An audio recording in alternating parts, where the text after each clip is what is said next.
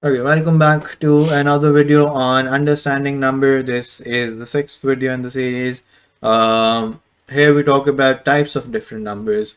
So the first type of number that you will be asked these on the exam, so you need to remember which number is what. The question will mention a list of numbers and then ask you to select, sort of an irrational number or a rational number, or ask you what's an odd number or an even number, or it can also give you a range and sort of ask you a number between that range, a particular number between that range. We're going to come across questions on that.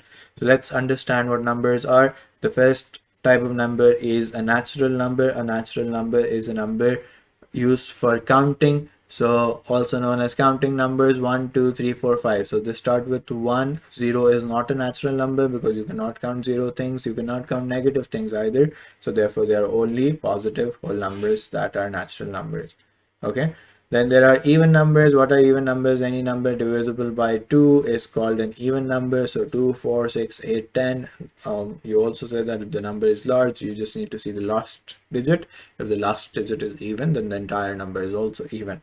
Okay, odd numbers are the opposite of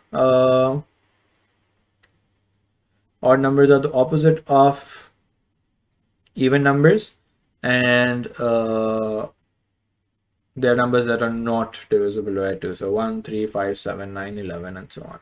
Okay, then we have integers. What are integers? Integers are whole numbers, numbers that don't have decimals or fractions attached to them. So 0 and all positive and negative whole integers are negative whole numbers are integers. So -3, -2, -1, 0, 1, 2, 3. There are negative integers, there are positive integers, and 0 is a neutral integer, which means that 0 is neither positive nor negative. Then there are something called square numbers. What are square numbers? They are also called perfect squares, and they are obtained by multiplying the number by itself. So 3 square gives you 9. So 9 is a perfect square. Okay, 9 is a perfect square. So is 16, 25, and so on. There is a list that I've made here, and I would strongly recommend that as O-level students you should remember this list.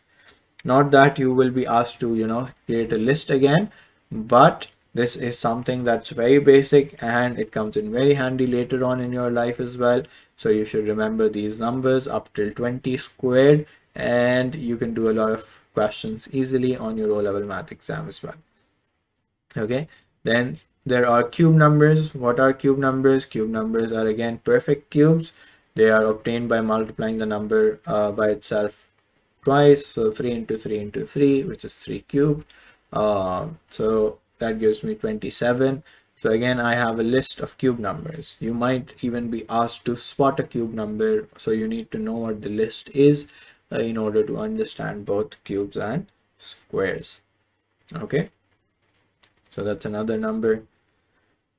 Then the next thing is the reciprocal of a number. What's the reciprocal of a number? When you switch the numerator and denominator, so p over q is q over p, so that's reciprocating p over q. If you just have p, let's say, it can also become 1 over p, therefore that's the reciprocal of p. The product of any number and its reciprocal is always 1. So let's say if you multiply p over q with q over p, you will get 1. How will you get 1? Q will cancel out with Q, that's 1. P will cancel out with P. Okay, so you get 1 over 1, which is 1. And then we talk about multiples of a number. Multiples of a number are any number multiplied by the list of integers. So 8 times 1 is 8, 8 times 2 is 16, 8 times 3 is 24. So I'm multiplying 8 with a list of integers. So I'm getting 8, 16, 24, 32, and so on. These numbers are called multiples of 8. You can have multiples of any number, multiples of 5, multiples of 12, and so on. Okay.